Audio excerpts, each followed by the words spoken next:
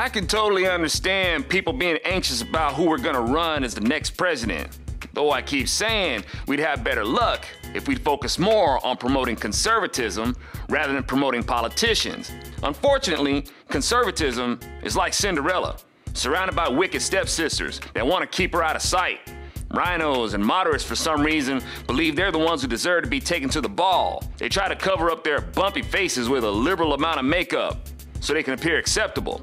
They're hoping they can win people over for themselves by hiding how fine our conservative Cinderella is. So they keep her in the back room, scrubbing floors, dressed in a burlap sack. I think with that propaganda.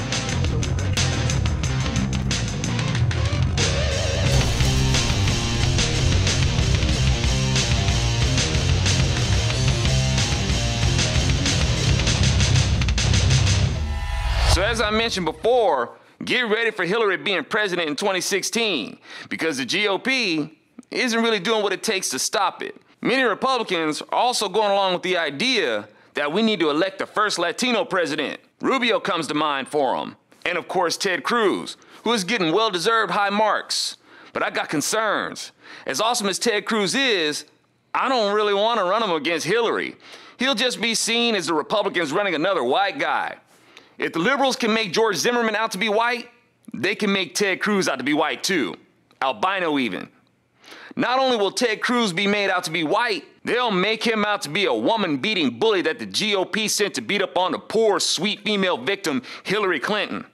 I can see the liberals beating the GOP upside the head with the war on women mantra now. On another note, I often hear people say Condoleezza Rice would make a great president.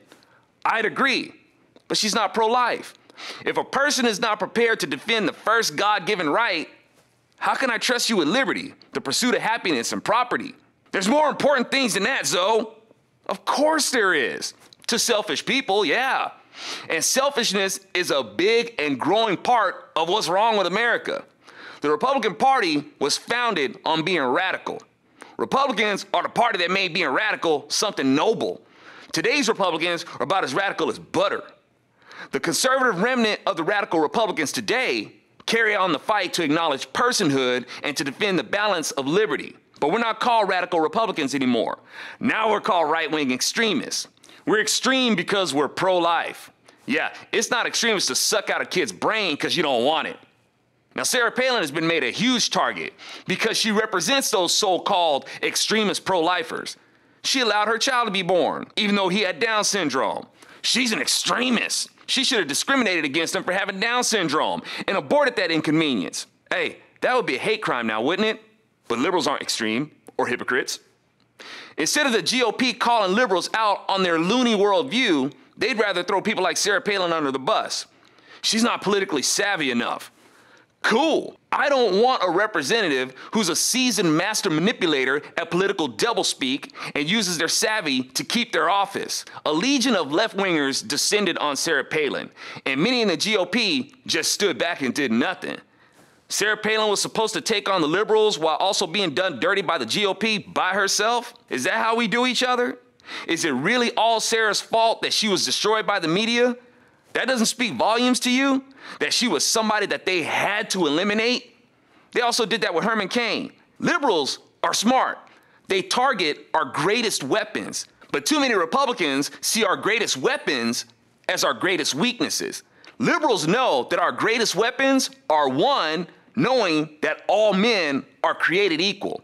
So to keep us from promoting that beautiful fact, liberals destroy our means of connecting with the people by accusing us of being racist. But some in the GOP say we should stay away from the social positions, like the pro-life issue. If it wasn't one of our greatest weapons, liberals wouldn't throw it in our face all the time, like mace, so we can't focus with an effective shot. Our pro-life stance is one of our strongest weapons, but the moderates in our party discourage us from knowing how to effectively use our great artillery. The moderates say we need to stay away from the social issues. We can't, because liberals always bring them up. They know they have to destroy us on these positions before we connect with the culture with them. Two, since more and more moderates are discouraging other Republicans to stand on our social positions, which keeps us from sharpening these arguments, our greatest weapons become our easiest targets.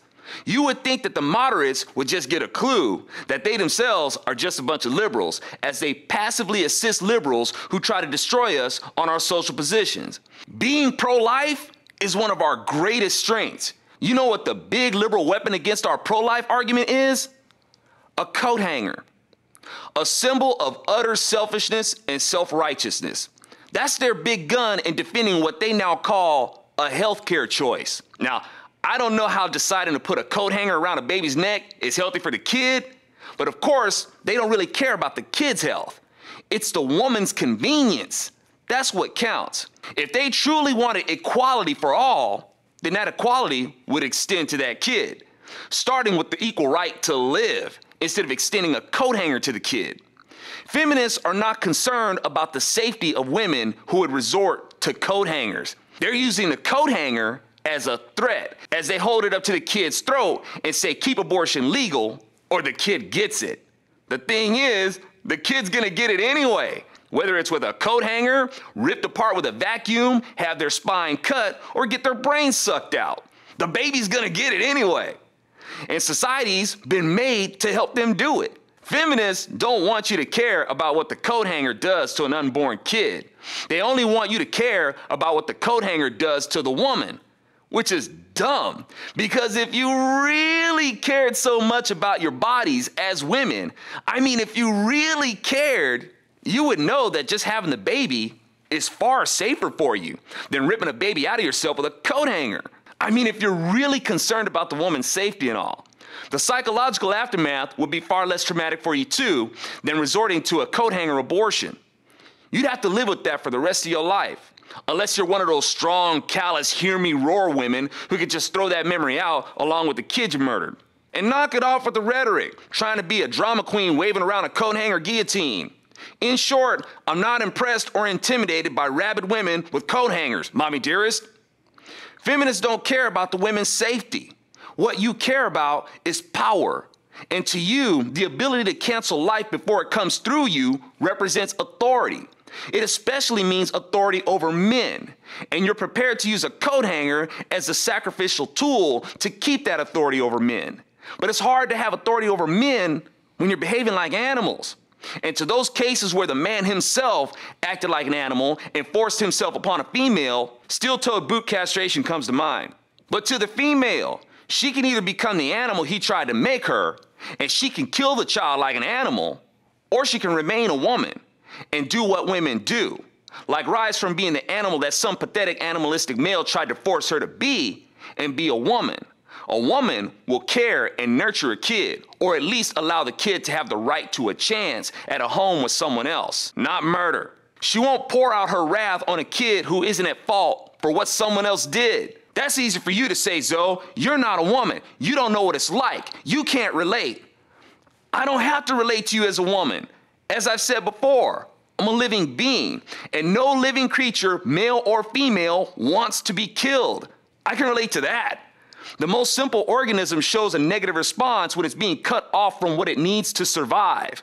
And the thing is, rape is hardly the leading cause for abortion. It's just one of the leading excuses for selfish women to keep abortion legal and to keep them from being inconvenienced. Y'all, liberals don't want us to whip out the pro-life weapon because it shows just how callous, selfish, and self-righteous they are. They have to attack it. That's why liberals always bring up abortion, which now, of course, they bring up as Republicans denying women their health care choice. They bring up same-sex marriage and put us on the defensive about it.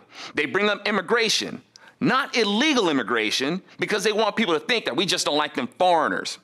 And our greatest strength, the thing that liberals attack relentlessly, is our faith in God, Almighty Himself. That's the main force they don't want us to push the button on. Why do you think they're always targeting our Christian faith and despise Israel? If you think that these things are the weakest aspects of the Republican Party, then you might be in the wrong tent. You seem confused. I think it's the Democrat tent you're looking for. Now, just like the examples I just gave represent the strongest things the liberals try to destroy about us, it makes sense to me that they would zero in on Sarah Palin and try to make her out to be the GOP's biggest weakness. They say she's the reason why McCain lost, and the elitists in the GOP parrot the same crap. Sarah Palin is a big part of the reason John McCain didn't lose in a landslide. Then you got those who say we need Rand Paul. And I understand why you like him. But the liberals are already set up to start their campaign of saying, typical of the Republican Party, to run another rich white male. Because they want to make woman beating a national spectacle as he bullies Hillary. She'll be made out to be more of a victim than the victim she abandoned in Benghazi. Don't believe me? Despite Benghazi, Hillary still has enough support to consider running for president. That should speak volumes to you. I'm Alfonso Rachel with Zone Nation, staying connected with those radical Republican roots. Today's Republicans are about as radical as butter.